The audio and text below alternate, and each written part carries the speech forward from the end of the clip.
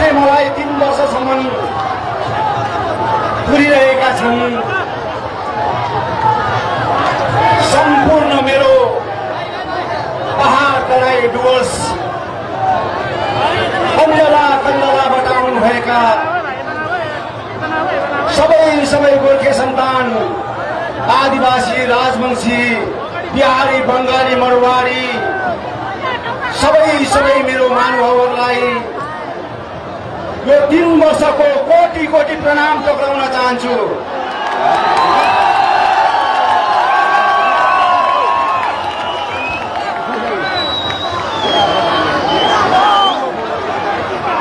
यो तपस्या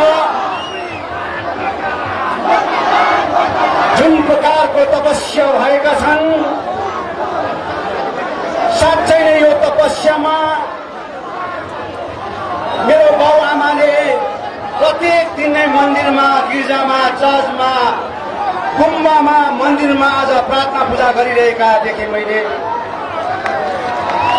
कुनै समय छैनन्, कुनै दिन छैनन् मेरो आमा बाबाले मेरो लागि प्रार्थना नगरेको, मेरो भाइ बहिनीले आज मेरो लागि प्रार्थना नगरेको कुनै दिन छैनन्। मेरो आमा बाबाहरूको आशीर्वादले गर्दाखेरि आज यो गान्धी मैदानको प्राङ्गणमा आएका छु म यहाँ। अब यहाँबाट म 6-7 दिन बादमा म आफ्नो घर गन्तव्यपट्टि जानेछु।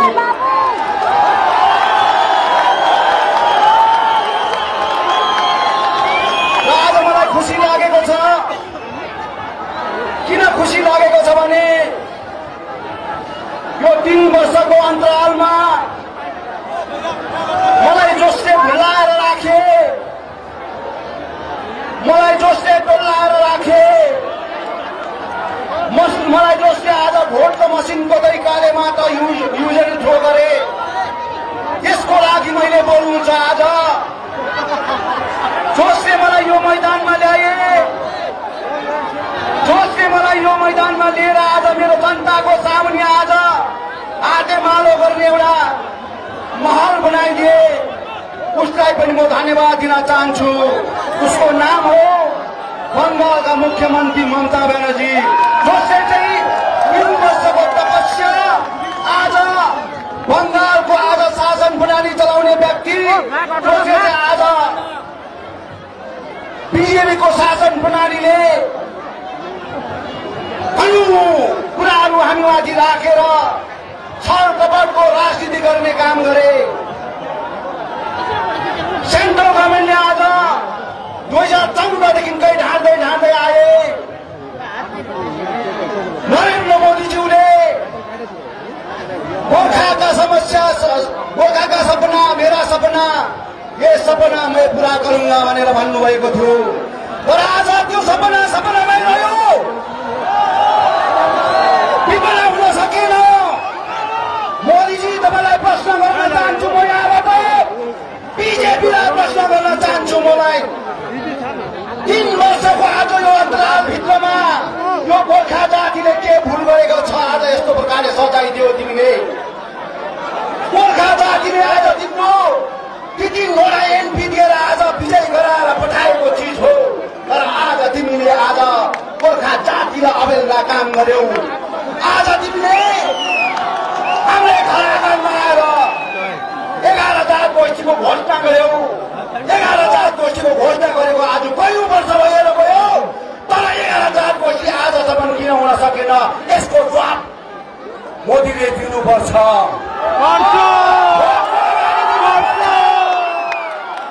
2021 मा गोर्खालाई भोट माग्नु आउनुपर्छ भने 11 जात गोष्ठी तिमीले दिएको हुनुपर्छ। नत्र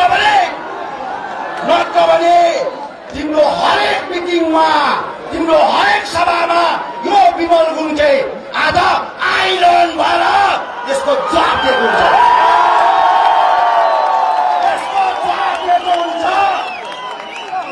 किनभने 3 वर्ष मैले के खायो होला, के लायो होला, आज मेरो भाइ बहिनीले छोराछोरीले आज कस्तो प्रकारको दुःख पीरबाट कस्तो झेल्यो होला। मोदीलाई के थाहा छ? प्रत्येक दिन मेरा भाइ बहिनीले परिश्रम गरेर आफ्नो जीविका चलाएको छ मोदीजी। तिमीले आज मलाई अवहेलना गरेका छौ, गोर्खा जातिलाई अवहेलना गरेका छौ। यो गोर्खा जातिले कहिले पनि माफ गर्दैन तिमीलाई, कहिले पनि माफ गर्दैन। जिन्दगी यस्तो प्रकारले जिएका छौ, प्रत्येक दिन आज गिडगिडाएको छौ। एक दिन खाएर हो कि एक दिन नखाएर हो, तर मैले जातिको लागि, अस्मिताको लागि आज मैले समर्पितको भावना देखाएर आज मैले काम गरेको छु। तर आज बिजेपीले आज हाम्रो लागि केही पनि सोच्न सकेनन्, केही पनि गर्न सकेनन्। र आज आएर बङ्गालका मुख्यमन्त्री ममता ब्यानर्जीसँग हात मिलाउनु मेरो कर लाग्यो। किन कर लाग्यो भने अब मोदीलाई जवाब दिनुलाई चाहिँ म ममता ब्यानर्जीलाई अगाडि राखेर म जवाब दिएको हुन्छु।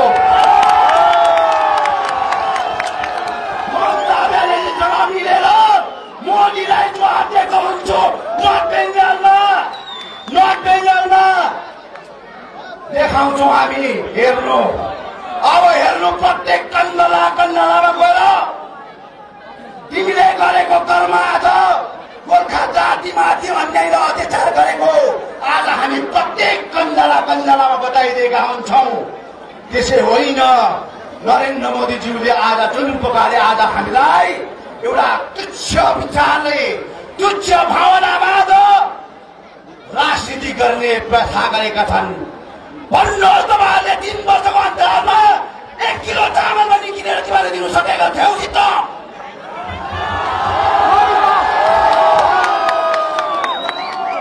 आज विस्थापित भाइ बहिनीको आमा मर्दाखेरि आजको घरमा कुरी बाल्न परेका थिए, बाउ मर्दाखेरि आजको घरमा कुरी बाल्न परेको थिए। मलाई सम्झना पाएको थिएन, उसको आज 13 दिन पनि बाल्न पाएको थिएन। यस्तो आज गोर्खा जातिको लागि मेरो भाइ बहिनीले, सैकौं भाइ बहिनीले आज योगदान दिएको छ जाति र अस्मिताको निम्ति। जाति र अस्मिताको निम्ति हामीले भुलिनु हुँदैन। यो गान्धी मैदानमा आज मेरो सन्तानलाई म अपिल गर्न चाहन्छु, हामीले भुलिनु हुँदैन। एकवटा भोटको महत्व आज नरेन्द्र मोदीलाई, बिजेपीलाई जवाब दिएको हुनपर्छ। दिन्छ कि दिँदैन? 12 वर्षको जवाब दिन्छ कि दिँदैन? नर्थ बेङ्गलमा हामी एकदम व्याकुल बस्दै हामी हराउँछौँ कि हराउँदैनौँ? हराउनुपर्छ। तिम्रो दाजुलाई आज मोरा बनाएर राजनीति गरेको छ। यो कविता नर्मनी गर्ने व्यक्तिहरू होइन, कविता दृष्टिकोणमा राजनीति गर्छ। मैले भनेका छु, अब तिमीले पालो या तराईमा पनि भोट माग्छ भने पहिला 11 जात घोषी पुरा गर, पर्मनेन्ट पोलिटिकल चलन पुरा गर, अन्तमा भोट माग। अनि हाम्रो एमपीलाई पनि बोलाइ भन्छु, एमपीलाई अब तिमीले रिजाइन गर्न पर्छ।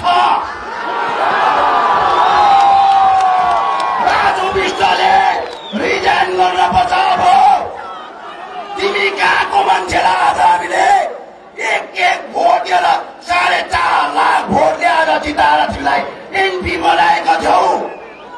तिमी ज्याना बोलेर आज बिगारेको छौ, ज्याना बोलेर बिगार्यौ। ज्याना बोल्दाखेरि तिम्रो च्याप्टरै क्लोज गरिदियो आज बिजेपीले। ज्यादा बोल्दाखेरि आज राजु विष्टको च्याप्टरै क्लोज गर्यो। नेसनलिस्ट पर्सनको दृष्टिकोणमा राखेर अब हाम्रो लागि बोल्न सक्दैन राजु विष्ट। उसले जस्ती आएर भन्दै थियो हामीले गोर्खा जनमुक्ति मोर्चासँग एलायन्स गरेको होइन, हामीले गोर्खा जातिसँग एलायन्स गर्यो। कसरी भन्नु सक्छौ तिमीले? कसरी भन्न सक्छौ? तिमीले आएर अब आजदेखि उता तिमी आएर मेरो अगाडि भोट मागेर देखाउ त। तिमीले देखाउन, बिजेपीले देखाउन। अब म यो रामायणको युद्ध सुरु भयो। रामायणको युद्ध अब सुरु भयो। अब यो युद्ध जबसम्म 2021 को इलेक्सन फत्य हुँदैन तबसम्म यो युद्ध लडिरहेको हुन्छु।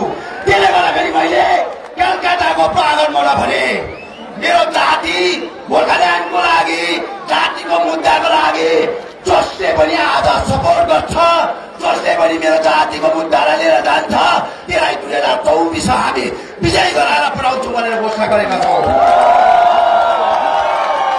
त्यसले गर्दाखेरि म चाहन्छु जेसुकै भए पनि 3 वर्षको अन्तरालभित्रमा मैले त्यहाँ बसेर ममता ब्यानर्जीको वार्ड देखेँ, वार्ड चिने, उसले भनेको कुरा चाहिँ पुग्दो रहेछ, पुर्याउँदो रहेछ भन्ने कुरो चाहिँ आज महसुस भएर चाहिँ होइन म एकता चाहिँ ट्राई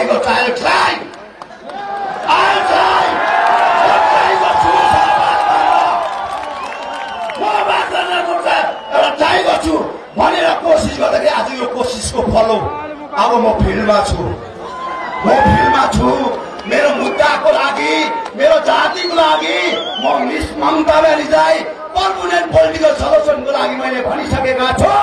अनि उहाँले यो पर्मानेन्ट पोलिटिकल सल्युसनको लागि उहाँले काम गर्ने वचनबद्ध भएका छन्। त्यसले हामी चाहन्छौँ अघि गएर हामीले जति पनि हामीले काम गर्नुपर्छ, त्यसको लागि हामी सँगसँग मिलेर काम गर्नेछौँ। अब पोलिटिक्स विमान उनले धेरै चेन्ज गरेर आज काम गरेको हुन्छ। अब लडाइँ झगडाले हुँदैन। अब हाम्रो मिस ममता ब्यानर्जीले मैले अस्ति भनिहालेँ, अब तेस्रो पल्ट मुख्यमन्त्रीको औदा हामी देख्न चाहन्छौँ। त्यसमा गोर्खा जनमुक्ति मोर्चा विमल गुरुङले गोर्खा जनमुक्ति मोर्चाका सम्पूर्ण परिवारको योगदान रहोस्, ताकि भोलिको दिनमा यो सन्तानले के पाउन पर्ने कुराहरू चाहिँ आज सहजै पाउन सकोस् भन्ने उद्देश्य लिएर आज काम गरेका छौँ। आज म यहाँबाट यो पनि भन्न चाहन्छु, यो 2-3 जना नेताहरू छन् जसले आफ्नो घरको राजनीति गर्छन्, आज टिचरमा घोटाला भएका छन्, मिड डे मिलमा घोटाला भएका छन्, आरडीएफमा घोटाला भएका छन्, पीएमजीमा घोटाला भएका छन्, विभिन्न प्रकारको आज घोटाला भएको छन्। अब यसको लेखाजोखा हुन पर्छ।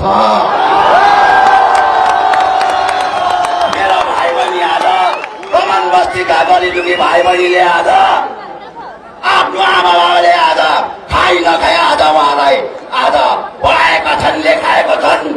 आज उहाँले शिक्षा अध्ययन गर्नलाई धेरै कोसिस गरेका छन्, तर आज पढेका भाइहरूले आज रोजगार पाएको छैनन्। फेमिला बात हुँदैछन्, आज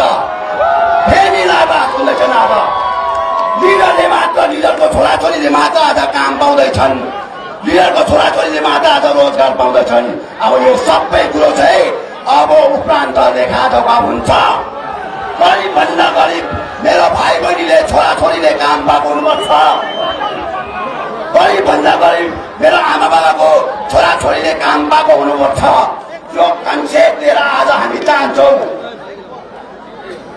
3 वर्षको अन्तरालमा बङ्गाल सरकारबाट आएको 1700 करोड रुपियाँ 70% पैसा खाएर 30% को मात्र काम भएको छ।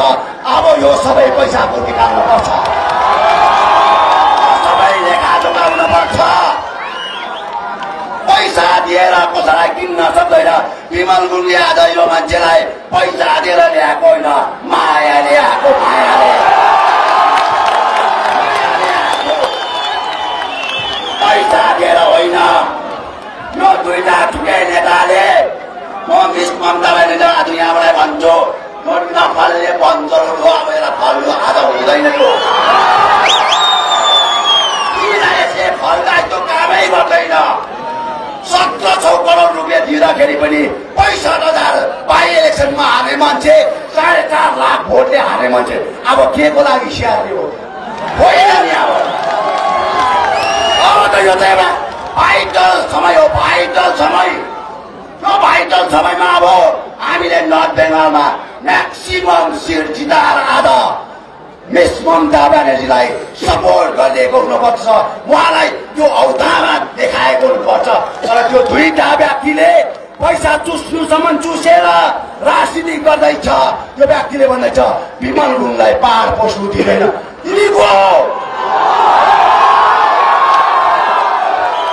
तिमीले पार पस्नु दिने नदिने उहाँले हो।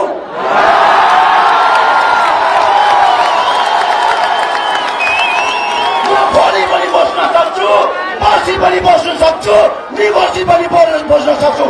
तिमीले मलाई रोकेर देखाउ त। मैले त आज बङ्गालको एउटा नियम कानुनलाई, बङ्गालको संविधानलाई, बङ्गालको कानुनलाई हेरेर मैले एउटा रेस्पेक्ट गरेको त, रेस्पेक्ट गरेको। तिमीलाई हेरेर होइन त। हेर मेरो अनुहार जुझाएर हेर सक्छौ तिमीले। अनुहार जुझाउनु नसक्ने व्यक्ति आज ठुल्ठुला कुरा गर्छन्। अब हेर्दै जानु, अब हेर्दै जानु। ग्रिन झन्डा चाहिँ कसले देखाउने रहेछ, हेर्दै जानु। त्यसले गर्दा म चाहन्छु आज यो रात्रि समयमा पनि तपाईँले रलपल नगरिकन यो रात्रि समयमा पनि तपाईँले यस्तो प्रतीक्षा गर्नुभएको छ।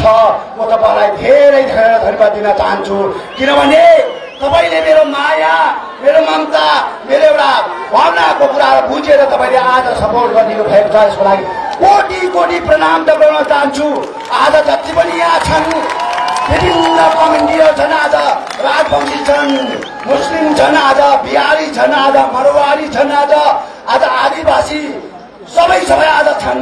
अनि हाम्रा जेएसयू जिपिटिओ आज सम्पूर्ण आज एसएसके एमएसकेका परिवारहरू, चालक महासंघहरू छन्। अनि यहाँ आज जति पनि आज हाम्रा विङहरू छन्, उहाँलाई एकदमै मेरो हृदयबाट धेरै धेरै धन्यवाद दिन चाहन्छु।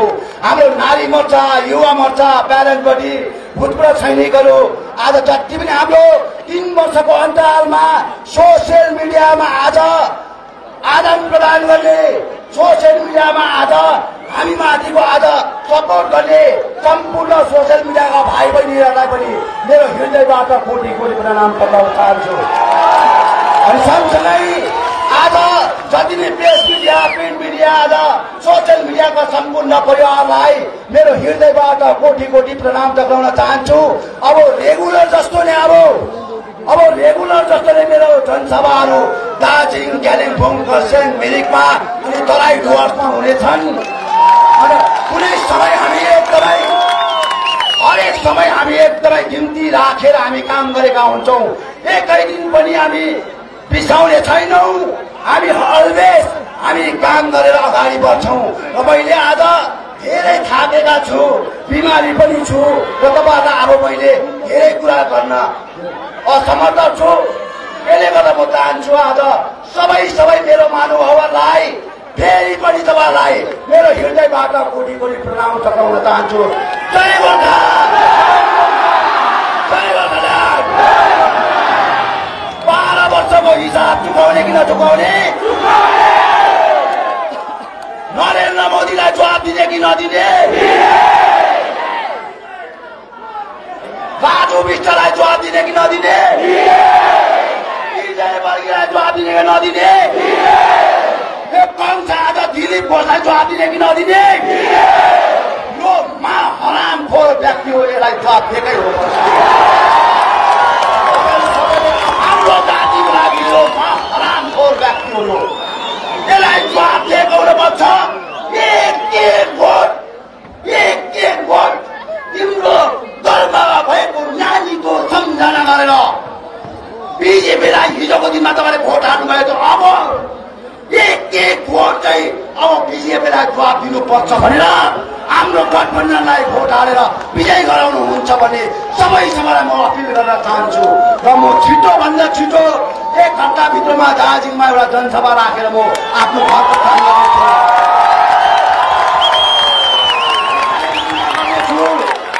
अनि मिरिकमा गर्नेछु, खरसाङमा गर्नेछु, अनि तराई डुवर्सको धेरै 15-20 वटा जनसभा गर्नेछु। र 15-20 वटा जनसभामा आज सबै मेरो आमा बाबाहरू, दाजुभाइहरूसँग भेटेर दुःख सुख पिरमा मेरो आमा बाबाले सम्झिरहेको छ। हिजोको दिनमा पिगल गुरुङले आज चुला जलाएको छन्। चुला मेरो आमा बाबाको आज चुला रित्तो छ।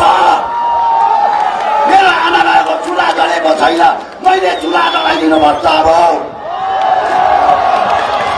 मेरो भाइ बहिनीको रोजगारको लागि चाहे जतिसुकै भए तापनि मैले आज उहाँलाई रोजगारको लागि बाटो खोलिदिनुपर्छ।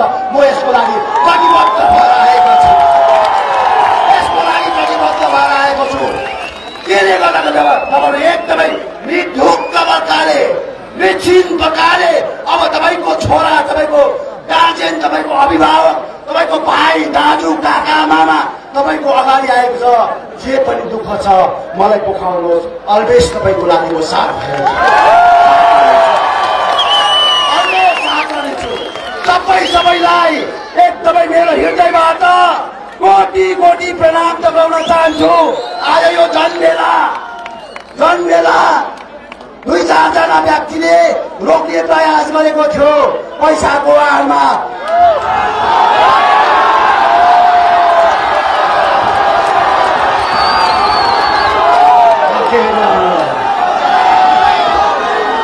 तिम्रो मनको भावना कसैले किन्न सक्दैन भयो। तिम्रो आज आमापतिको माया कसैले पैसामा तौलिन सक्दैन। यो हाम्रो आमाको माया हो। आमा हाम्रो धरती हो। यो आमा हाम्रो धरती हो। यो आमालाई हामीले कहिले पनि बेच्न पनि सक्दैनौँ, बोलिन पनि सक्दैनौँ। जहाँ रहे तापनि, जहाँ बसे तापनि हामी आफ्नो जातीय अस्मिताको लागि लडिने बसेका हुन्छौँ। लडिने बसेका हुन्छौँ। र मैले भनेका छु 2021 को इलेक्सनमा अब चाहिँ अब पक्का आज रणभूमि सुरु भएको छ। अब यसमा मैले लड्दै जाँदाखेरि मेरो ज्यान गुमाउन पर्छ भने म एकदमै एक्सेप्ट गर्छु। तर बिजेपीलाई चाहिँ नदेखालमा आज देखाएर छाड्छु। त्यसले गर्दाखेरि एकदमै सबैलाई जय गोर्खा, जय गोर्खाल्यान्ड, भारत माता की जय, भारत माता की जय, वन्दे मातरम, वन्दे मातरम, वन्दे मातरम, भारत माता की जय, भारत माता की जय गोर्खा, जय गोर्खाल्यान्ड, जय गोर्खा, जय Gorkhaland. We won! We won! We won! We won! We won! हवस् त सबैलाई धन्यवाद।